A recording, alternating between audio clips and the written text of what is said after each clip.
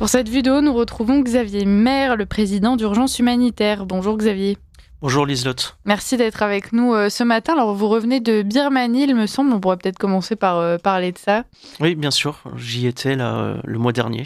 Bon, mais qu'est-ce que vous avez pu faire sur place? Déjà, peut-être rappeler pourquoi est-ce que vous vous rendez en Birmanie? Pourquoi est-ce qu'il y a besoin d'aide humanitaire en Birmanie? C'est un pays dont on n'entend pas trop parler en France. Alors, il y a une guerre civile en Birmanie depuis maintenant 2021. Une guerre inter-ethnique, des groupes ethniques chrétiens qui font face à la junte birmane depuis la fin de la Seconde Guerre mondiale. Donc, avec Urgence Humanitaire et Village Karenni, on se rend dans les camps de déplacés et dans les camps de réfugiés pour apporter une aide alimentaire, médicale dans les camps de déplacés. Vous faites ces missions régulièrement. Vous avez déjà reçu il y a quelques mois maintenant pour en parler depuis votre dernière mission justement. Comment avait évolué la situation? Alors je pars quand les températures sont acceptables. Donc c'est du mois de décembre au mois de février à peu près. Et là c'était mon deuxième séjour et la situation s'est aggravée sur place. La Birmanie suit son grand frère russe. Utilisation des drones intempestives. Les déplacements étaient très limités. Ils ont peur que les camps de déplacés soient repérés dans la jungle et pris pour cible. Donc les photos dans le même sens étaient aussi c'était assez strict. Les conditions sanitaires ne sont plus réunies non plus. Il y a des gros problèmes d'eau, par exemple, dans les camps de déplacés. Donc là, avec Village Karenni, on a pour projet de créer un réseau d'eau pour différents camps de déplacés. Et comme je te le disais avant, il y a le problème des drones, de l'aviation, de l'artillerie. On s'est rendu dans un village où j'avais l'impression d'être en Ukraine. Celui-ci était détruit à 80%. En fait, ils prennent vraiment la population pour cible pour faire régner la terreur. Pourquoi on n'en entend pas parler? Parce que vous disiez, voilà, il y a certains villages qui pourraient être comparables à l'Ukraine. Pourtant, l'Ukraine, on en parle. Dès qu'il y a un village qui tombe, qui est pris, on a photos, articles. Pourquoi est-ce que la Birmanie, ça n'intéresse pas? Et puis peut-être aussi parler de la présence des autres organismes humanitaires sur place. Est-ce que seulement il y en a? Alors, pourquoi personne s'y intéresse? Pourquoi? Parce que les Karen et les Karenni n'ont rien à offrir au monde occidental. Pas de minerais, pas de ressources naturelles ou des ressources très limitées. Par exemple, dans l'État Karenni, il y a des mines de tungstène. Celles-ci sont gérées par des Chinois qui sont en lien avec la junte. Donc tout ceci est très complexe sur place. Et la chrétienté, c'est pas du PIB. Donc comme je te le dis, ça n'intéresse pas ni l'ONU, ni les Américains, ni forcément spécialement les Russes. Donc, ils ne peuvent compter que sur eux-mêmes. Sur la Birmanie, il y a donc, comme vous le disiez, les Chinois qui soutiennent la junte militaire en place. Il y a aussi les Russes qui ont soutenu aussi pendant un temps, notamment en vendant de l'armement à la junte militaire. Est-ce qu'il y a des gens, des groupes même externes à la Birmanie qui soutiennent pour le coup les rebelles, que ce soit les Karen ou alors que ce soit les Chin ou que ce soit d'autres ethnies? Est-ce que finalement les rebelles sont seuls face à la junte militaire ou est-ce qu'ils trouvent des soutiens aussi à l'international? Alors, les rebelles ne peuvent compter que sur eux-mêmes. Le seul soutien qu'ils peuvent avoir, c'est un soutien logistique et humanitaire, mais ce qui va se faire généralement dans les pays frontaliers, en Thaïlande, en Inde, au Bangladesh.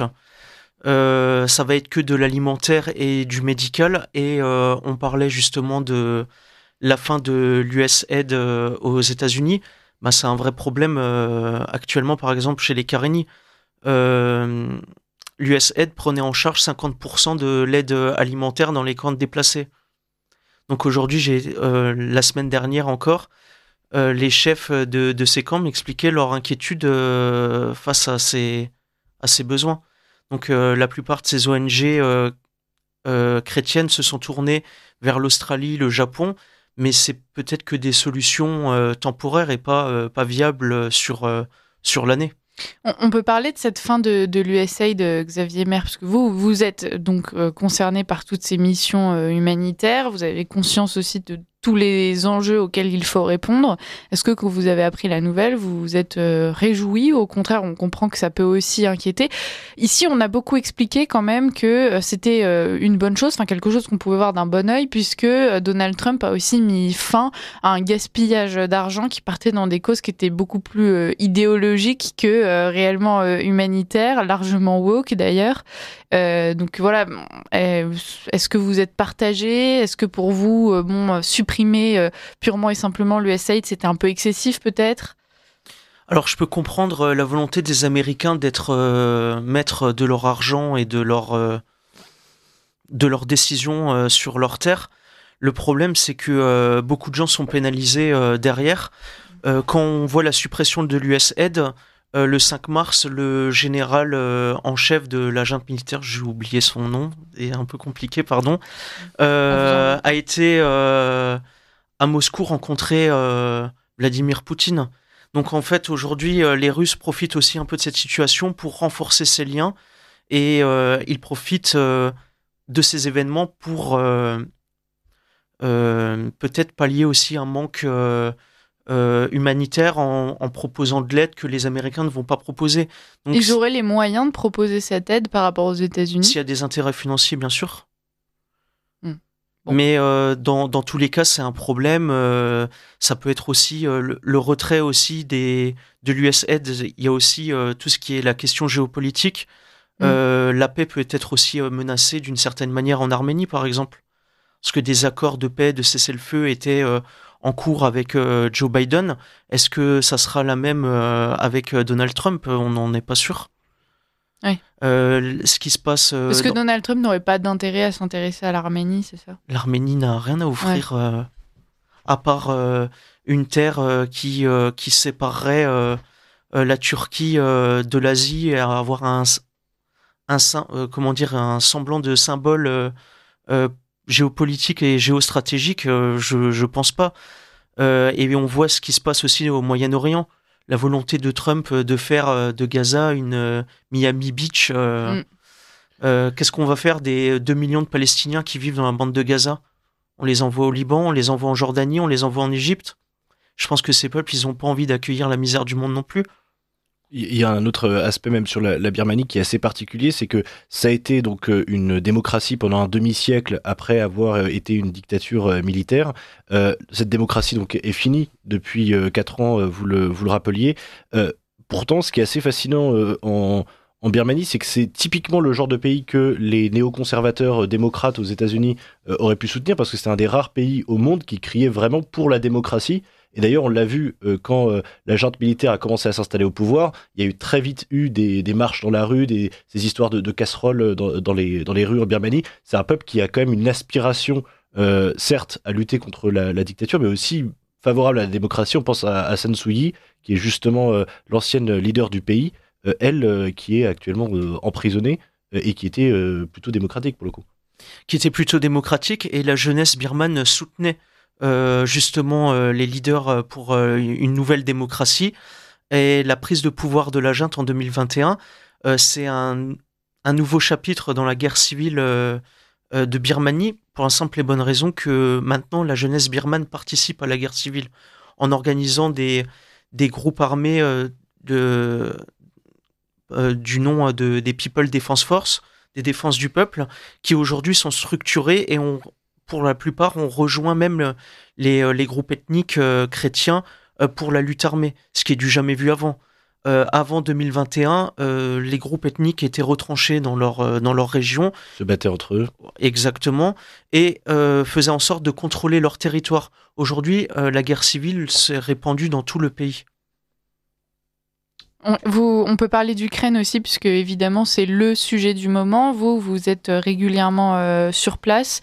Les différentes négociations qui ont eu lieu avec les États-Unis ont-elles un impact justement sur la situation sur place d'un point de vue humanitaire, Xavier Maire?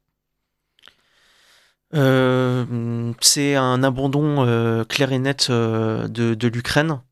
Ce qui devait arriver un jour ou l'autre, l'Union européenne et l'OTAN n'allaient pas soutenir éternellement l'Ukraine dans ce conflit.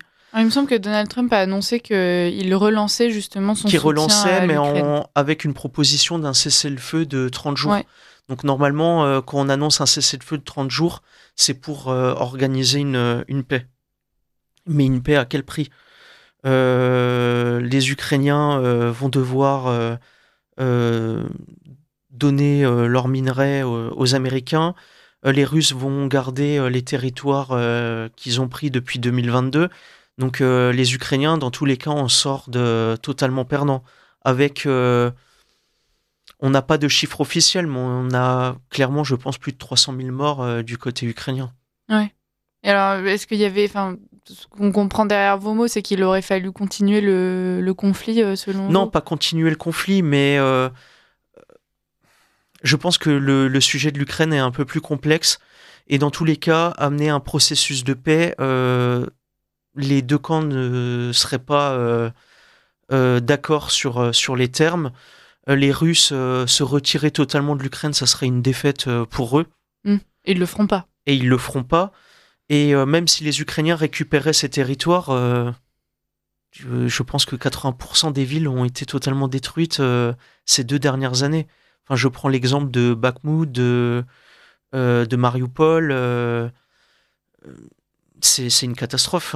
Oui. Les villes n'existent même plus. C'est une dalle de béton qu'il faut couler. Et comment est le moral des troupes, justement, aujourd'hui, et même ces dernières semaines ? C'est-à-dire que finalement, avec l'élection de Donald Trump, on comprend que la guerre va prendre un autre tournant, quoi qu'il arrive. C'est-à-dire que soit elle se poursuivra sur les États-Unis, soit on arrivera à un traité de paix qui sera fortement défavorable aux Ukrainiens. Est-ce que les Ukrainiens ont quelque part toujours envie de se battre ?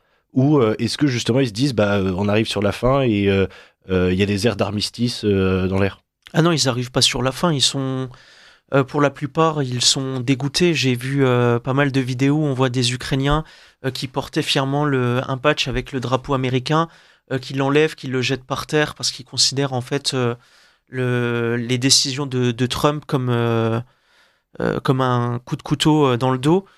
Le problème, c'est que moi j'ai envie de dire à mes amis ukrainiens, à un moment donné, ce conflit peut pas durer avec une telle intensité.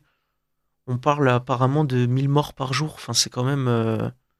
ça équivaut à une journée de guerre en France pendant la Première Guerre mondiale. Donc, mais eux, ils veulent se battre et ils sont prêts à mourir jusqu'au bout. C'est ce qu'on comprend. Moi, je suis amené à travailler avec pas mal de groupes paramédicaux sur la ligne de front. La plupart d'entre eux sont des patriotes, voire même des nationalistes. Pour eux, c'est inconcevable. Ça serait une défaite pour eux de déposer les armes. Et vous pensez qu'il y a des groupes qui vont continuer à se battre malgré le cessez-le-feu ? Ce serait possible ? Je pense que pendant le cessez-le-feu, il y aura forcément des tensions, des tirs comme c'était déjà le cas entre 2015 et 2022. À part s'il y a une violation d'un des deux camps, je pense pas. Ils vont écouter les ordres qui seront donnés par Kiev. Mais pour le moment, la situation est un peu floue et je ne sais pas ce qui va en déboucher. Il va y avoir un énorme enjeu de reconstruction. Vous l'avez dit, il y a des villes qui sont entièrement rasées. Est-ce qu'aujourd'hui, l'Union européenne doit s'impliquer dans cette reconstruction ? Est-ce qu'elle a les moyens de le faire ? Est-ce qu'il faut laisser ça aux États-Unis, sachant que ce sera juste un cadeau de plus qu'on leur fait, puisque c'est une façon aussi pour eux donc de s'installer sur place. Voilà, comment est-ce que vous, du point de vue humanitaire, vous envisagez cette question de la reconstruction de l'Ukraine après le conflit ? C'est les Américains qui vont reprendre le marché. Il y a déjà eu des tentatives par la France, par exemple, de construire des bungalows, des maisons secondaires justement pour les déplacer. Le marché n'a pas été conduit parce que les Américains sont derrière. Donc non, je ne pense pas que l'Union européenne en sortira totalement perdant de cette guerre. On a donné autant de milliards d'euros que les États-Unis dans ce conflit, mais nous, on est les petits jouets des Américains dans cette affaire. On a donné autant qu'eux et Zelensky lui-même estime aujourd'hui que de toute façon, il ne peut pas envisager la suite sans les États-Unis. C'est-à-dire qu'il a même désavoué en quelque sorte l'Europe, l'Union européenne. Enfin, pour lui, l'Union européenne, c'est pas du tout un moyen de sortir. C'est pas un projet viable pour les Ukrainiens. Mais de toute façon, il y a des grands défis qui vont s'annoncer pour l'Ukraine d'après-guerre. Qu'est-ce que les Ukrainiens vont penser du cessez-le-feu, les politiques qui vont être mises en place après la guerre. Il y a beaucoup de choses à voir et je m'en inquiète aussi. Avec votre association, vous, comment est-ce que vous envisagez d'agir sur place, justement, dans cette période ? Alors nous, on aide essentiellement les blessés de guerre et les familles endeuillées, des mères de famille, des veuves, etc. Et les blessés de guerre, on compte, il me semble, 350 000 blessés actuellement. Et généralement, c'est des amputations, des blessures assez lourdes. Donc il y aura des années de travail pour mon organisation après ce conflit. Nous, on fait en sorte d'aider le plus possible pour la réhabilitation des blessés. Les Ukrainiens qui ont fui l'Ukraine, est-ce qu'ils ont aujourd'hui la volonté de retourner s'installer dans leur pays ? Ou bien est-ce que l'état de délabrement et puis même le fait que ce soit quasiment bradé maintenant aux États-Unis, c'est un... Beaucoup d'Ukrainiens sont retournés en Ukraine. J'ai même, pour les auditeurs, une petite anecdote. J'ai même un Ukrainien qui m'avait raconté qu'il avait envoyé sa famille à Paris. Sa femme a trouvé un poste à Disneyland. Elle a vu ce qu'était Paris, elle a vu l'immigration. Elle a dit, je reste pas un an dans ce pays. Ah. Et beaucoup d'Ukrainiens ont réalisé ce qu'était aussi l'Europe actuellement. Et je pense que ça a fait peur à plus d'un. Donc c'est un bien pour un mal, finalement. Je voudrais partir, si jamais Liselotte l'accepte, sur un autre conflit dont on commence à parler un peu plus ces temps-ci. C'est le conflit entre la République démocratique du Congo et le Rwanda. Là aussi, il y a des chrétiens qui se font, pour le coup, massacrer en masse. Concrètement, est-ce que vous avez un regard sur la situation justement actuelle à ce niveau-là ? Parce que, encore une fois, c'est les chrétiens de République démocratique du Congo donc se font envahir par un tout petit pays qui est le Rwanda et qui y va vraiment pas de main morte là-dessus. Comme on en parlait avant, il y a aussi des ingérences étrangères aussi derrière ces groupes armés, que ce soit le Rwanda ou le Congo. Étant donné que j'ai un parti pris concernant l'Ukraine, si maintenant les groupes armés du Rwanda sont soutenus par les Russes, je ne sais pas si c'est forcément un bon parti pour moi de me rendre dans cette zone, mais bien sûr on étudie la question et pourquoi pas aussi aider à distance les communautés chrétiennes qui sont sur place. Est-ce qu'aujourd'hui, les associations humanitaires ne devraient pas accentuer leur travail de pression auprès des politiques ? Parce que là, par exemple, on parle du Rwanda et du Congo. La France est très peu engagée sur la question. On en parlait hier avec Michaela Wang. Aujourd'hui, le Rwanda, par exemple, sponsorise des clubs comme le Paris Saint-Germain. Et puis voilà, ça pose de problème à personne. Enfin, si, plutôt, ça commence à en poser. Il y a certains qui s'offusquent quand même de voir le drapeau rwandais sur les maillots du Paris Saint-Germain. Mais bon, à part ça, voilà, est-ce qu'il y a un travail de pression politique qui pourrait être mené ?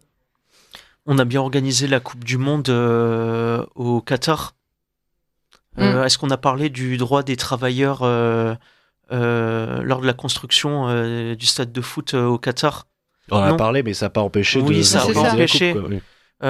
Contrairement à l'extrême gauche, c'est moi je vais voir les problèmes de l'immigration sur les conditions de travail, mais pas pas forcément que sur la question identitaire. Les conditions de travail sont aussi importantes et j'aimerais entendre un peu plus l'extrême gauche dénoncer aussi ces manœuvres politiques.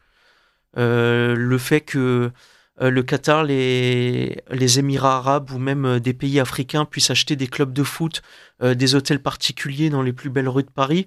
À un moment donné, on va se poser la question si on a encore une place dans cette ville. Bon.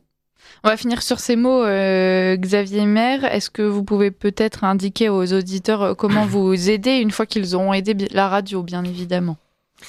Oui, bien sûr, la radio d'abord. Vous pouvez nous soutenir sur les réseaux sociaux et nous faire un don sur notre site internet urgence-humanitaire.fr. Voilà. Merci à vous. Merci d'avoir été avec nous et puis merci surtout pour quand vous n'êtes pas avec nous et donc en voyage pour aider ces populations démunis et puis qui font face à la guerre. Merci Xavier Maire, merci à votre association, à vos collaborateurs et puis à très bientôt. À très bientôt, merci.